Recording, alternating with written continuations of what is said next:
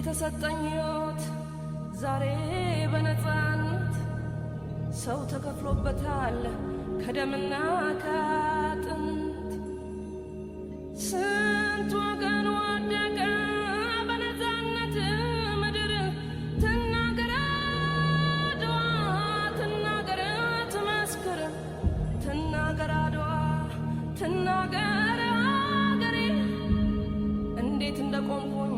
ከፊታችሁ ዛሬ በኩራት በክብር በደስታ በፍቅር